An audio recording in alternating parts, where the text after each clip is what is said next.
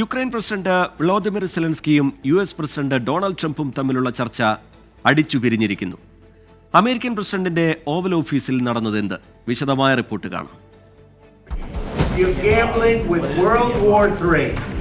Oval ഓഫീസിൽ US president Donald Trump, vice president JD Vance, Ukraine president Volodymyr Zelensky എന്നിവർ.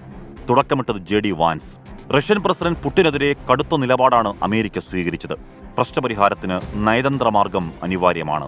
President Trump അതാണ് ചെയ്യുന്നത്. Vans നിർത്തിയുടൻ ഞാനൊന്ന് ചോദിക്കട്ടെ എന്ന് സെലൻസ്കി. ആവാം എന്ന് വാൻസ്.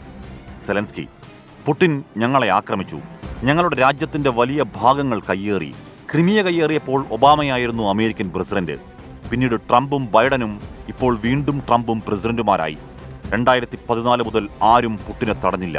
അയാൾ കയ്യേറി, അയാൾ പിടിച്ചടക്കി, ജനങ്ങളെ കൊലപ്പെടുത്തി.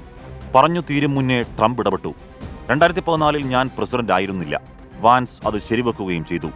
സെലൻസ്കി: അതെ, പക്ഷെ 2014 മുതൽ 2022 വരെ സാഹചര്യങ്ങൾ മാറിയില്ലെന്ന് മാത്രം. പലവട്ടം പുടിനുമായി ചർച്ച നടത്തി. ലോക നേതാക്കളുടെ സാന്നിധ്യത്തിലടക്കം. വെടിനിർത്തൽ ഒപ്പുവെക്കും, പുടിൻ ലംഘിക്കും. ഇത്തരം ഒരാളോട് എന്തു നയതന്ത്രം എന്നാണ് നിങ്ങൾ പറയുന്നത്? JD വാൻസ്: ഞാൻ പറയുന്നത് നിങ്ങളുടെ രാജ്യം നശിക്കാതിരിക്കാൻ നയതന്ത്രം വേണമെന്നാണ്.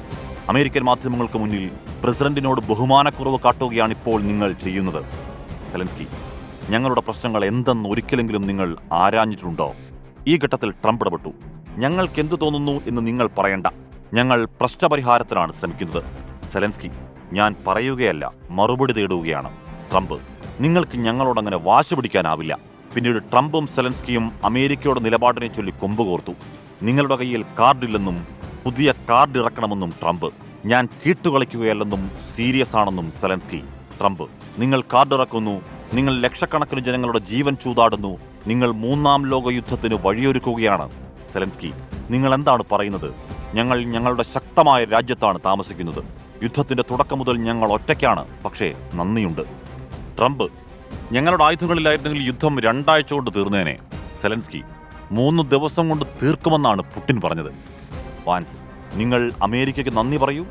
സെലൻസ്കി: പലവട്ടം പറഞ്ഞതാണ് നന്ദി. എങ്കിൽ വേഗം വെടിനിർത്തലിന് തയ്യാറാകൂ എന്ന് സെലൻസ്കിയോട് ട്രംപ്. തന്റെ രാജ്യത്തെ ജനങ്ങളോട് പറയാനാവില്ലെന്ന് സെലൻസ്കി. പിന്നാലെ ട്രംപിന്റെ വിരുന്നിന് നിൽക്കാതെ സെലൻസ്കി വൈറ്റ് ഹൗസ് വിട്ടു, ഇറക്കി വിട്ടു എന്ന് ചില മാധ്യമങ്ങൾ. International desk 24.